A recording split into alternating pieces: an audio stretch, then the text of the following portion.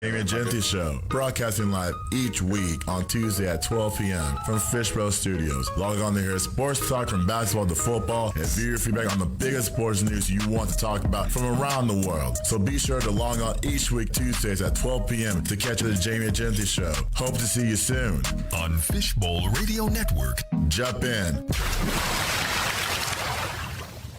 Hey world, this is Jamie. Welcome to the Jamie and Genty Show right here on Fishbowl Network. It's 12 o'clock. It's Tuesday, August the 2nd. Can't believe we're in August right now, man. It just flew by. All right, so I teased this last night when y'all were on my social media. I said this is the top 10 players, the breakout players of 2022 in the NFL that I want to see, and many others want to see breakout as well.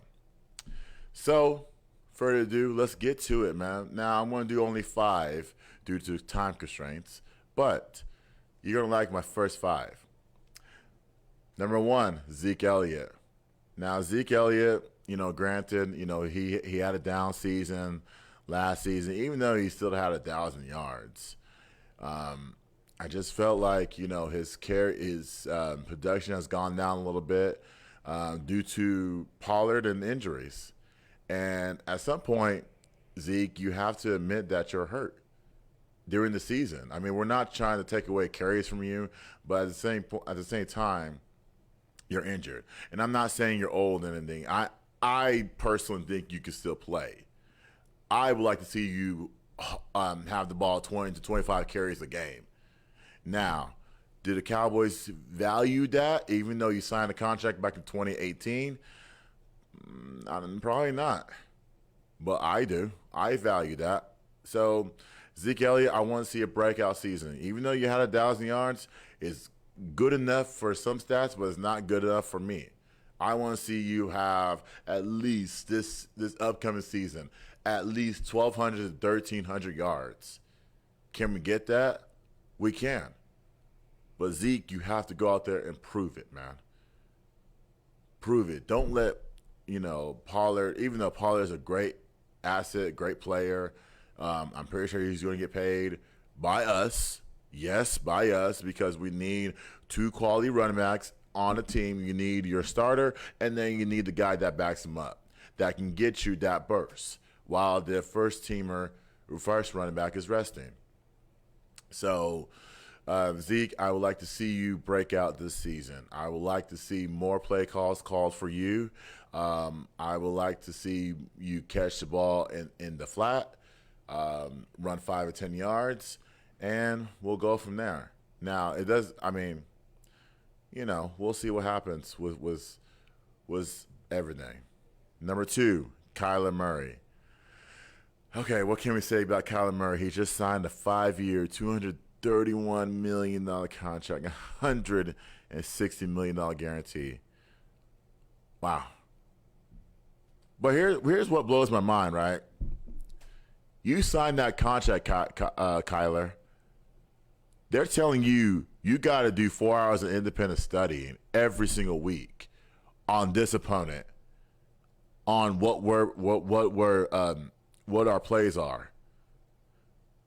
If a team gives you that, but yet, also, you're going to get some form of incentive for completing the course. So now, I went to college for 5 years. I'm pretty sure there's a lot of people out there that went to college, lots of people. And when I did my classes, I completed my courses. I completed 12 credit courses, right? Every semester. And do I get $50 million back for completing those courses? No. I pay over $1,000 for each class to complete the class.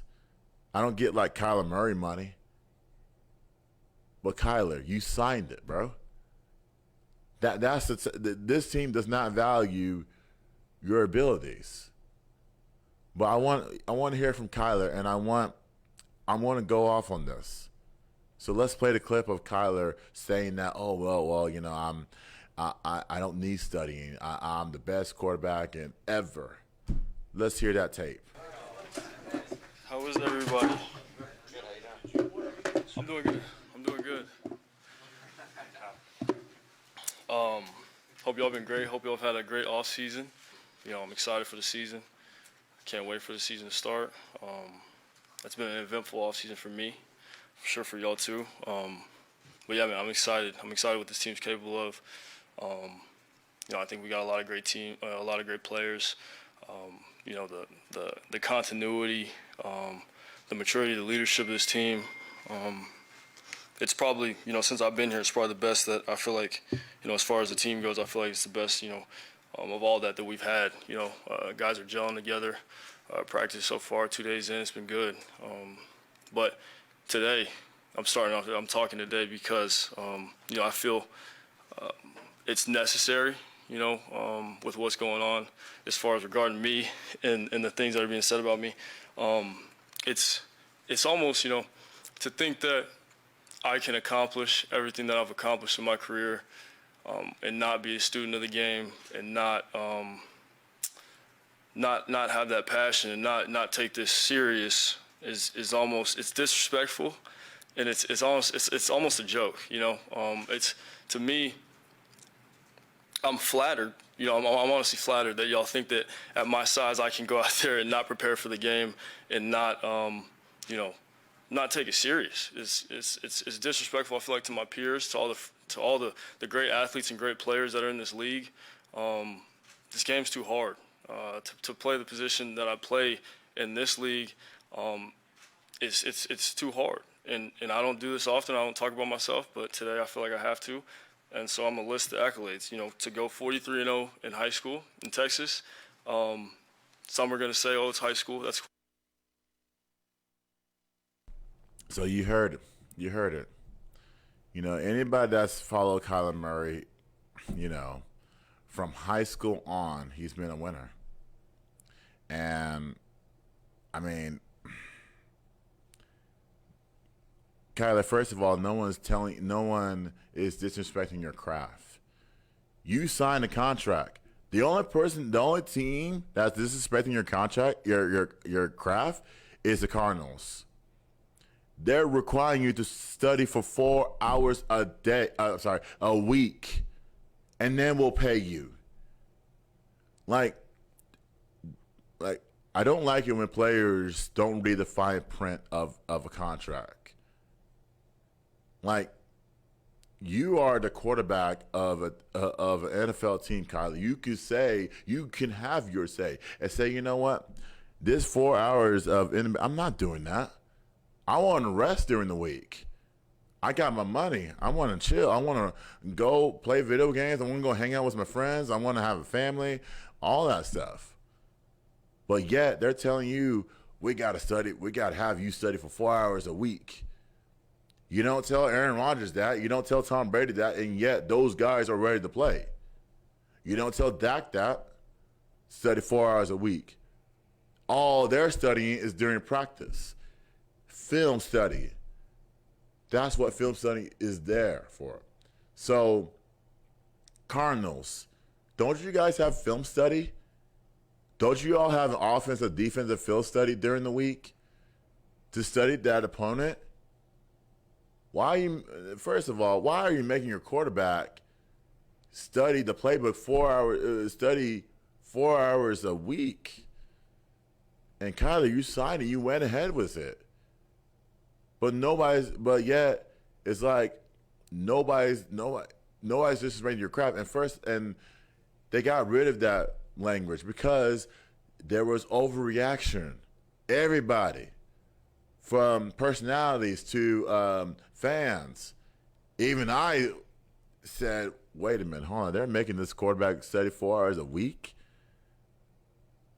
Why can't you go to any colleges and pay college students to study 4 hours? I'm pretty sure majority of them will do it. This is not college, Cardinals. This is a professional organization. Treat your quarterback. And Kyler, don't be afraid to say, you know what, guys, I'm not signing this. You may pay this money for 5 years. I'm not signing this. Delete this. You have that authority to do that. But yet, It's like, man, who cares? I'm going to sign a contract. They're paying me to be the quarterback of the Arizona Cardinals. I mean, you played in a tougher division anyways. I mean, anything can happen. You can win that division or you can be in second place again like you were last season. So, Kyler, read the fine print before you sign a contract, please. And I'm glad they got rid of it. But at the same time, you got to pay. You got to do that in college, please. Number 3, Jalen Hurts. Now, I don't like talking to the Eagles because I'm a Cowboys fan. But Jalen Hurts has to improve. Dude, I'm a fan of yours. Even though I don't like the Eagles, I'm a fan. I hated that Nick Saban never gave you a chance. I hated when you went to the Big 12 and you completely dominated. I hated when you sat out the first year and they kept giving reps to Carson Wentz, even though Carson Wentz wasn't making plays. You were when you stepped on that field. And the only problem is your accuracy is off, Jalen. And this is why you have to be that quarterback to lead your team, to be accurate. Not only to be accurate, but to be a superstar. This is your season, Jalen. And I'm not saying it's your last season of the quarterback of the Philadelphia Eagles. There's no other quarterback out there that you're going to get off the streets to become your starting quarterback the following season. That's not what I'm saying. Other people could say that, but I will never say that. Because I believe in chances. I believe that Jalen has that game. Now, is he going to lead the Eagles to an NFC championship? Out of all the NFC teams in the league, probably not. NFC East title, maybe. But I am still choosing the Cowboys, just so you know. But this is the breakout season for you, Jalen. You got to come and bring it, man. Number 4, Daniel Jones. Okay, Daniel Jones. And I have a friend that's a Giants fan. Well, actually, he is a Giants fan. He lives in New York. There's so much heartache in that organization, Daniel. It's because of you. You're not performing to your standards. Okay, well, we can say you don't have the weapons. Your wide receiver is always getting hurt. Your other wide receiver can't grow up, and then your tight end is your tight end. So, what do you have? And also, your running back's always hurt. And when guys always get hurt, trainers can wrap them up, doctors can give them surgery, but yet it's up to them to perform. And this is why I say, Daniel, if you have all your pieces, y'all can be something. But yet you didn't have your pieces, and this is why you were replaced towards the end of the season. Because, first of all, you were out of it. Second of all, there was a lot of inconsistency in your game. And so, Daniel Jones needs a breakout season under a new head coach. Could it be his last? Now, I would say this. It could be his last. Because the Giants quarterback system, you went from Eli to Daniel Jones. Eli was a quarterback for 10-plus seasons. He led him to 2 Super Bowls. Like, do I see a Giants Super Bowl in the future for Daniel Jones? No, I don't. I don't even see an NFC East title for them. But they could surprise many teams out there. They could. I'm not saying they'll improve, but Daniel Jones, the quarterback, will improve his team. And leadership has to start. You have to start leading, Daniel. It means that you got to open your mouth, command the huddle. That's what quarterbacks do. Lead a team. You see the greats do it, and they're in the postseason or Super Bowls every single, or at least talked about being in the Super Bowl every single year. So it's a matter of you wanting it or not, Daniel Jones. Do you want to improve your game? Do you want to have your star running back there play all 17 games, even though he has never ever played all the games, always hurt all the time? And by the way, I didn't even put him on this list because I felt like, he's all talk, and I haven't seen much improvement from him. So, but I'm focused on you, Daniel. What are you gonna do for Giants fans? Not for me. I'm not a Giants fan. Keep me out of that. I wish for your success. I want you to be successful this season. But what are you going to do for that team? Not even Giants fans. What are you going to do for that team to lead them to have your trust in them back? It's up to you. Number 5, Tua Tagovailoa, if I pronounce that correctly. Well,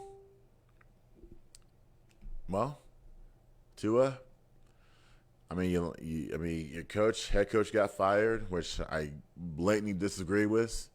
Your organization's falling apart. You got a new head coach. What are you going to do? I'm not a fan of yours, Tua. I'm not. Ever since Alabama, I'm not. I just feel like you don't have that, quarterback sense. I just don't feel like you have that. And for Tyreek Hill to be on your team, saying that he's better than Pat Mahomes, first of all, Tyreek, no one's going to be better than Pat Mahomes. No one. And you go from CEO to just a guy just barely getting started. I mean, come on, man. Like, what can Tua do that Pat Mahomes cannot? I mean, the connection between Pat Mahomes and Tyreek was beautiful. But Tua, I'm not sure. I'm not sure what type of game we're going to get from him. That's what you call unpredictability. I don't know what to expect. Can he lead the Miami Dolphins to a division title where you have Buffalo, you have New England, and you have the Jets, minus the Jets?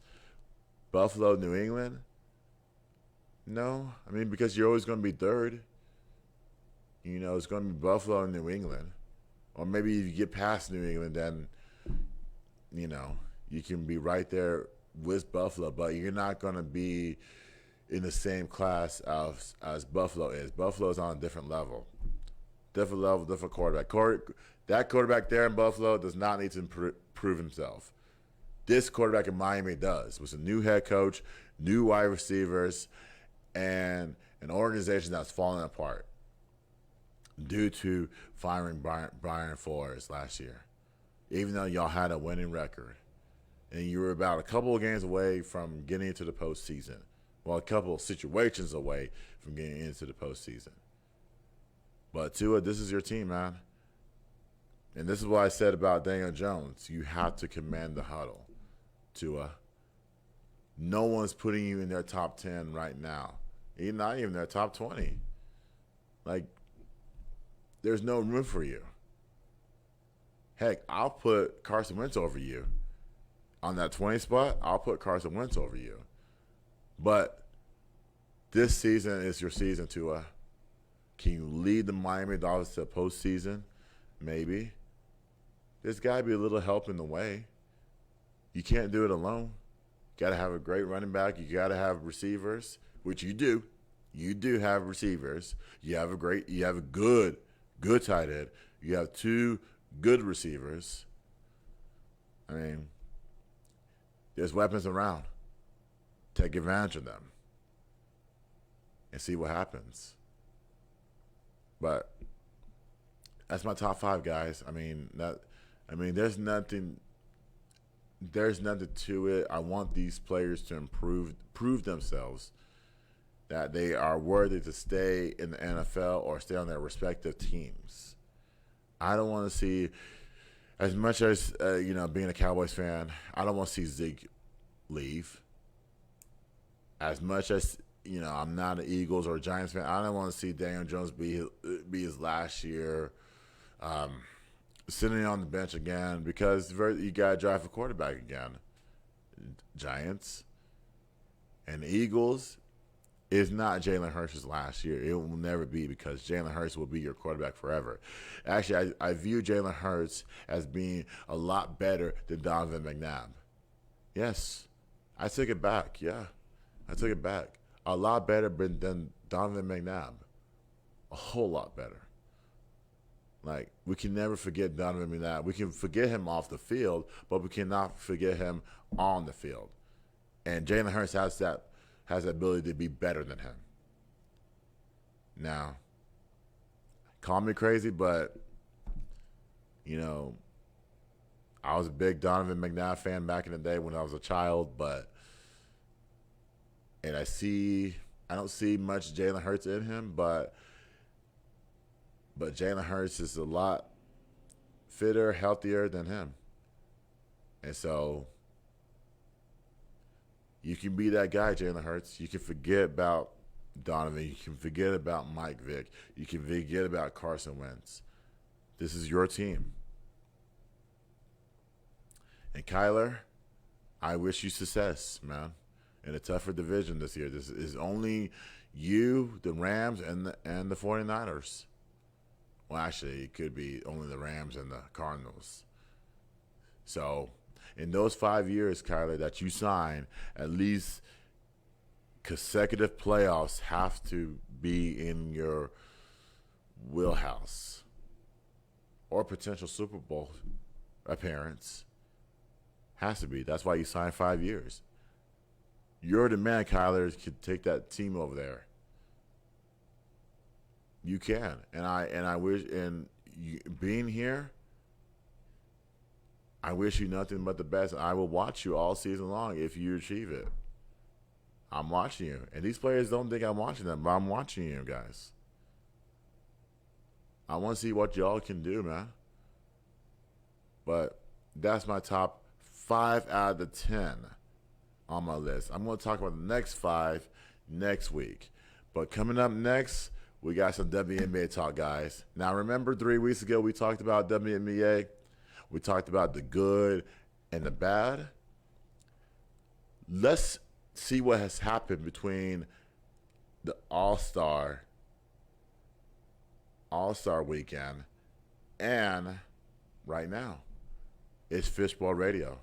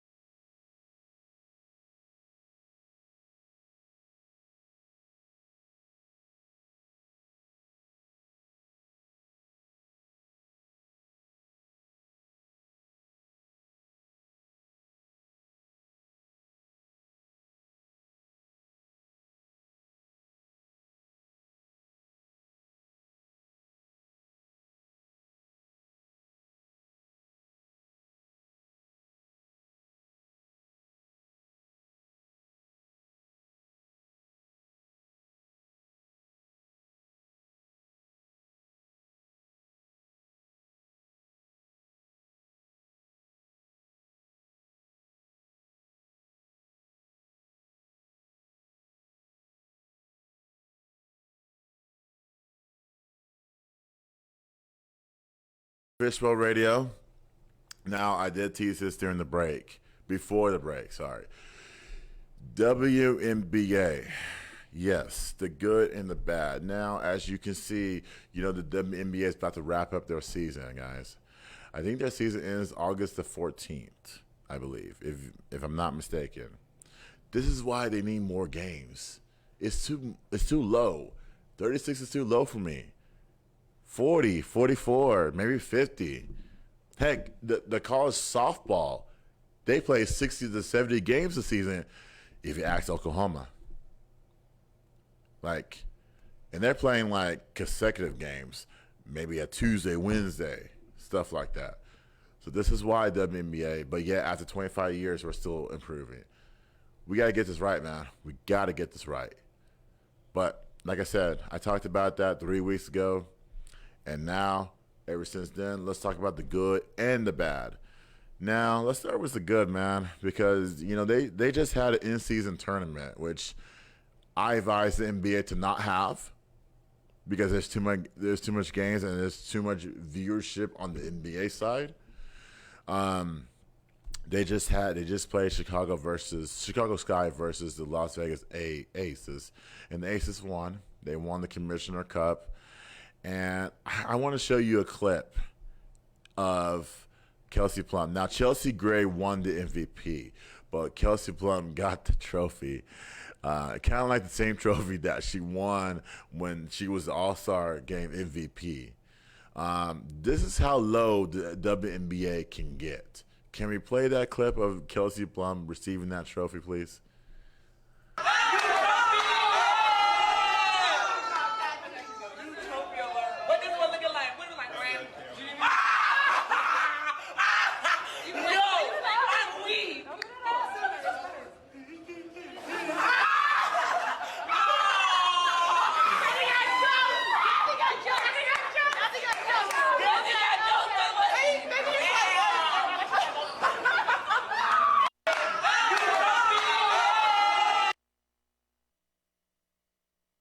She received that little trophy, guys. What? This is how low the WNBA can get, man. You just won a Commissioner Cup. There should be a cup as high as the Stanley Cup, as big as the NBA Finals MVP trophy, as big as the Wimbledon in tennis. You give her that? Come on, man. That's almost like a participation trophy. You participate in a sport, whether it's flag football, soccer, or basketball. They give you a little trophy for participating this season, or a participation medal for participating. That's what the WNBA is going to give out. They're a big corporation. They make a lot of money. Even the players don't, but the corporate people do. The commissioner does. She could have gone out of her way and said, you know what, guys, let me get you a bigger trophy this year for the Commissioner Cup. Now, I like the idea of them playing in the in-season tournament, but I don't like the fact that there's a trophy involved, and plus it's so small. It's come on. You got to do, and she's laughing, and the commissioner's laughing. If you saw that video, she's laughing at it because of the player's reaction. That's what she's laughing at. But we got to make changes, WNBA.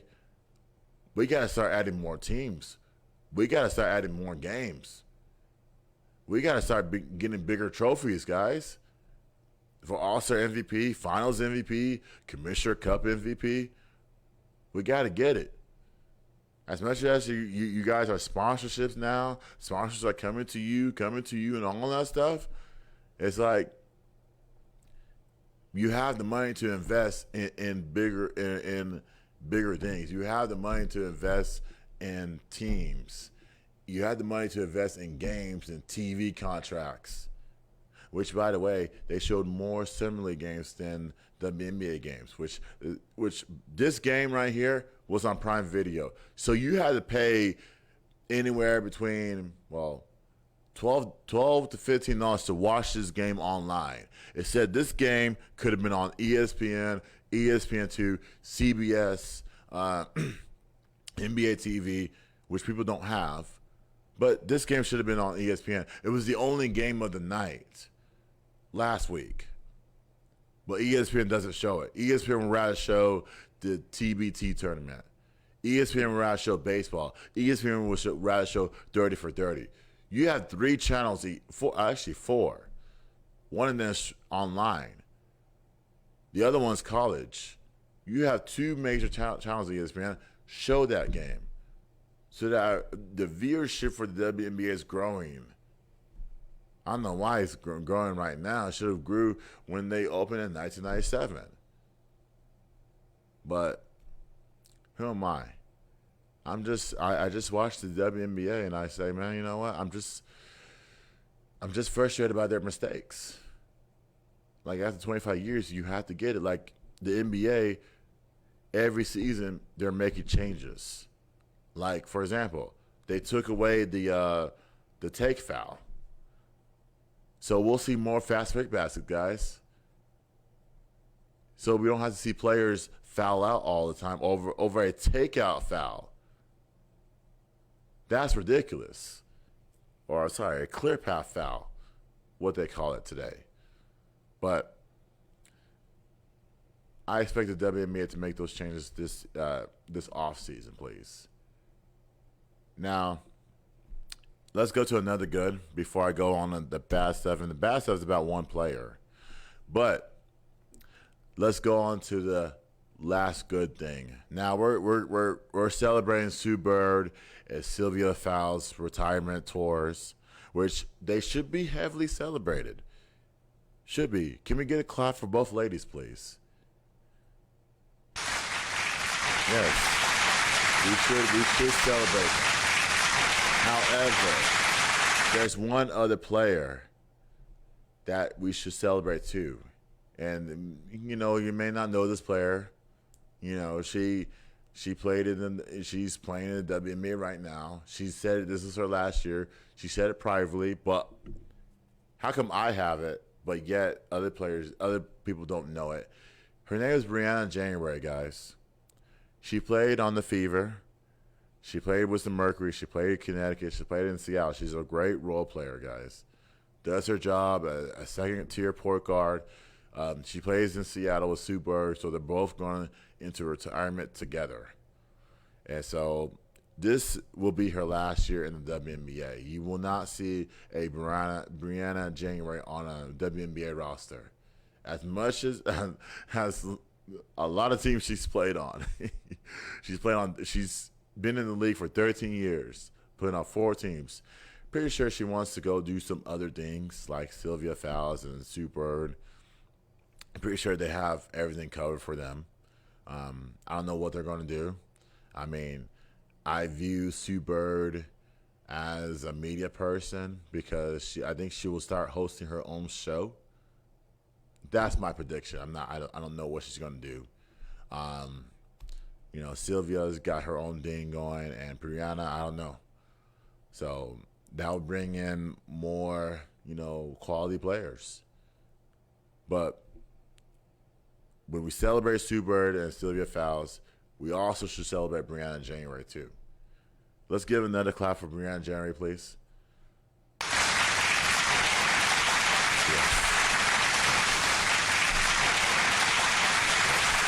She should be celebrated. Now, you guys know I'm a passionate basketball fan. I'm a passionate football fan. And I'm also selfless, guys. I care about people. What I don't care about is this next player, Liz Cambage. As they call it, the term is Elizabeth Cambage. Okay? She's 6'8", guys. If you've seen her play, she's a decent player. She's 6'8" from Australia.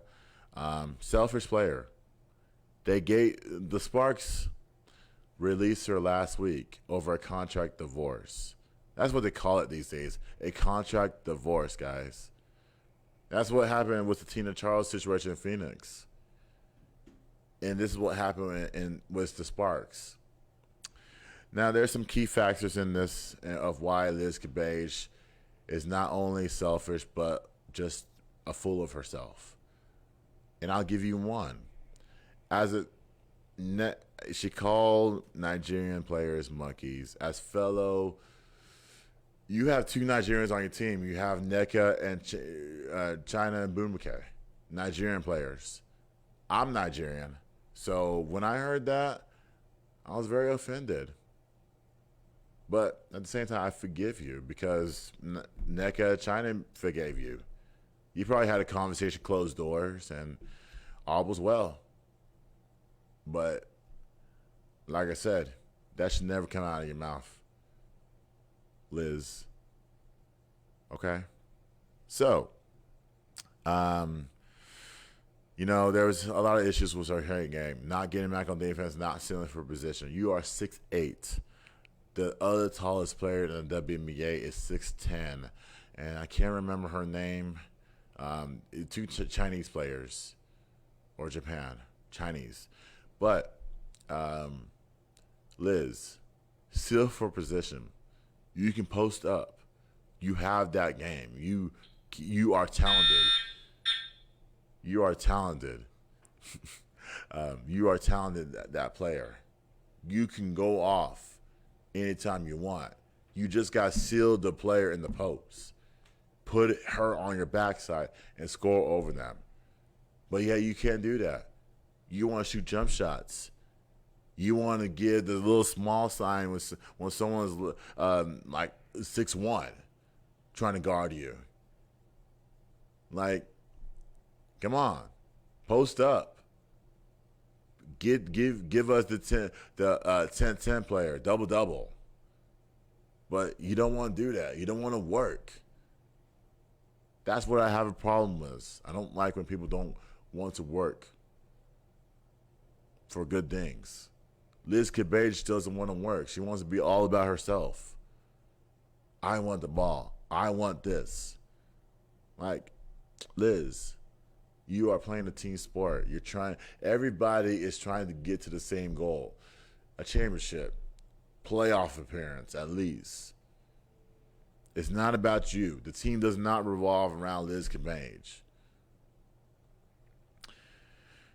Now, she wanted Fred Williams instead of Derek Fisher. Now, Derek Fisher coached the team through the first 20-something odd games, and then he was fired for Fred Williams.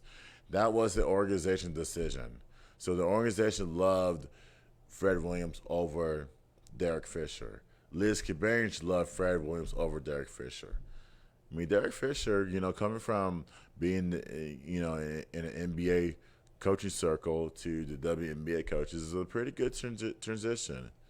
I hope he doesn't coach again, honestly, because he can't deal with players' egos, especially with Liz. Liz has a big ego.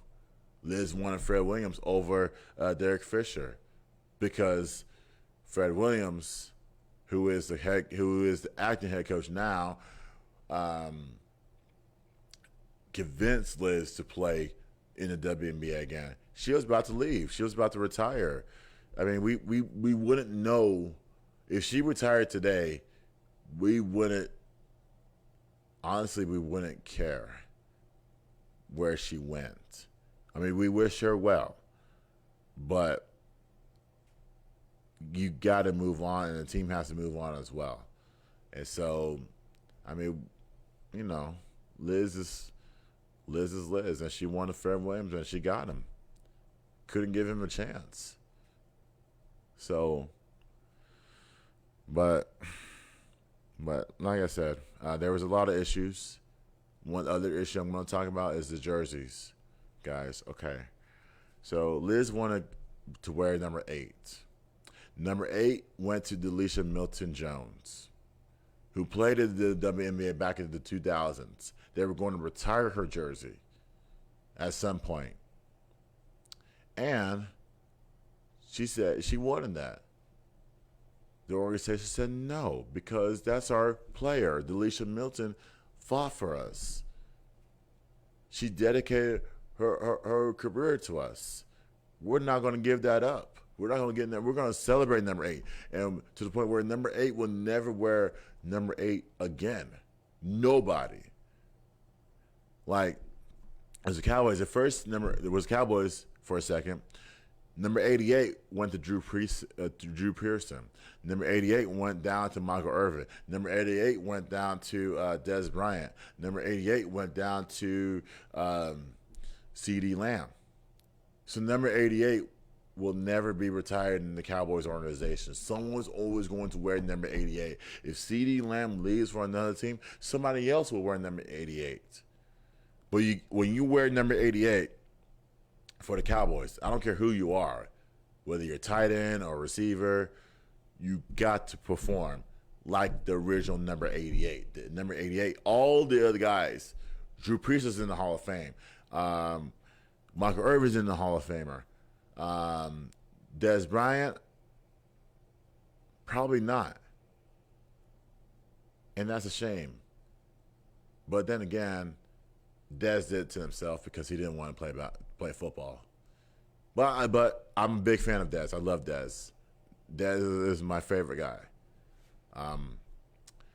CeeDee Lamb can be that guy. And actually, CeeDee Lamb can be the number 1 target for Dak this season. So wear number 88 well, CeeDee Lamb. So back to my WNBA point. Number 8, anytime you do a jersey, anytime you're celebrating a jersey, guys, there's a lot of numbers out there you can choose from. 15, 77, 99, 0. Like, there's a lot. Be selfless and get the number. Don't wear players' number in the past. We're going to retire it. And no one, that's why it's in the Raptors. No one will wear number 8 again for the Sparks. That's their girl. And she's doing a great job at Old Dominion, by the way. But, so, she won a number 1, which number 1 belonged to Amanda Zulebe. She's playing overseas right now. When the organization said, hey, Amanda, Liz wear number 1? She said no. Amanda said no. Because number 1's my jersey. When I come back from overseas, I want to wear number 1 when I play. That's my jersey. I chose number 1. There's a lot of number 1s out there. There's a lot of jersey numbers out there. Liz, you can choose one. They started fighting and then, going back on social media and all that stuff. And then they gave her number 1. The organization did not tell her till Amanda saw it on TV that Liz was wearing number 1. So what does that tell you? The organization does not value Amanda Zulebe. You're overseas. If somebody's wearing your jersey number over their selfish ways, I'm like, come on, man. Like, number 1, when are you going to be a team player, Liz? Now, granted, to your credit, no team has picked you up. And I don't think right now a team will pick you up because I think everybody is in their playoff mode. They like their roster going into the postseason. If there's an injury between now and the end of the regular season, I mean, maybe they could pick you up. They say you're ready and all that stuff. They could pick you up. But I don't expect them to pick you up because of these actions right here I just mentioned. What would it take, Liz, for you to say, you know what, guys? I'm a new person. I'm going to be about the team. We're all in this together. Tell Tina Charles that. And Tina Charles has not said a damn thing about what happened to Phoenix. And that's the problem, guys. When you leave a team, me personally, I would like to hear why. Like, don't laugh about it or don't give us fake answers as to why they left. I want to know why. Like, why'd you leave the team? And I don't care, about social reaction or mean reaction. I just want to know. Maybe you didn't like the offense they were running. Maybe you didn't like the organization. Maybe you didn't like the coach. I want that said. But yet, all this came out. And I'm actually glad it came out. Could be true. If you ask Liz right now, maybe it could have came out. Maybe so. I don't know. We'll see. But I don't expect you to be signed right now, Liz. Like I said, everybody's in their playoff mode. You have to be about a team, Liz. This is a team sport. You play for a team. Everybody's trying to fight to get to the postseason. Everyone's trying to fight to get to the WNBA finals. At some point, you have to be on that train with them and say, you know what, guys? I'm right there with you. I'm going to post up. I'm going to run back on defense. I'm not going to look at the ref with my arms folded and say, ref, how come I didn't get that foul? I'm 6'8". Give me a foul called. No. Run back on defense and give us a block shot or be a presence down low.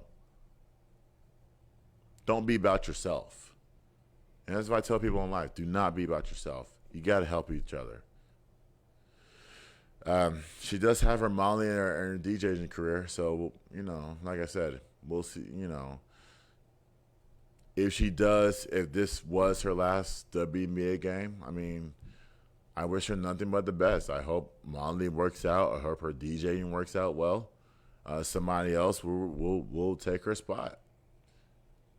And she'll lose an opportunity. But I do hope that she gets back into the WNBA and plays basketball.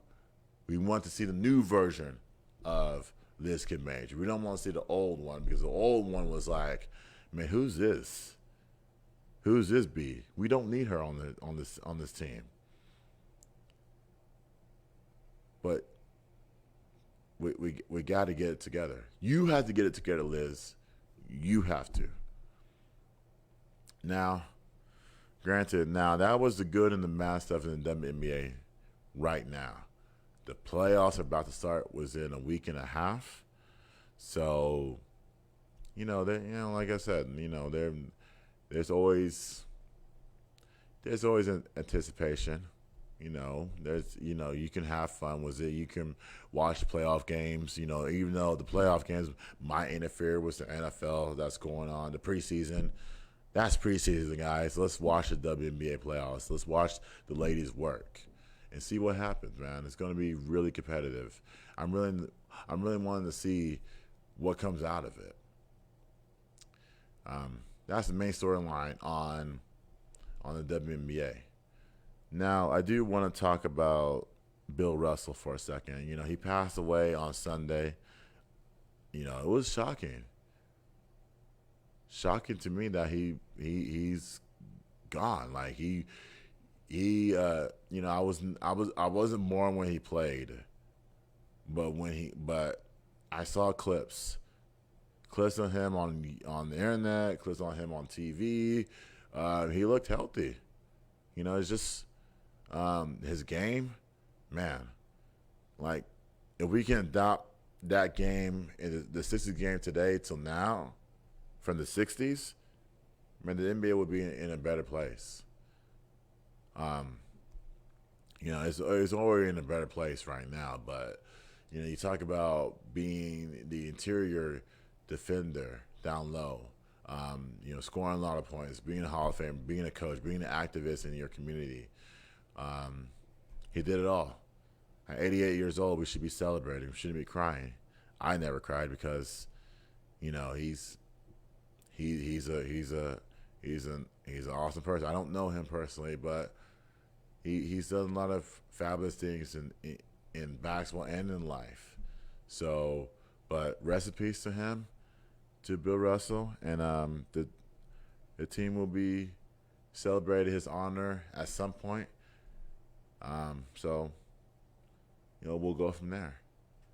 But, guys, unfortunately, that's the end of our show, man. So I do want to thank y'all for coming out here. I do want to thank Gabe, who's behind the camera over here, for all his work he has done. I want to thank you guys out there. Keep subscribing, keep liking it, keep listening to the audio, and hey, I'll be doing my work, keep producing more audio, more videos. In the meantime, reach out. I'm at Jamie Agenti, that's Agenti, Egenti, on YouTube, Facebook, Instagram, Twitter, everything. So, but, we will see y'all next week on Fishbowl Radio, and have a great day.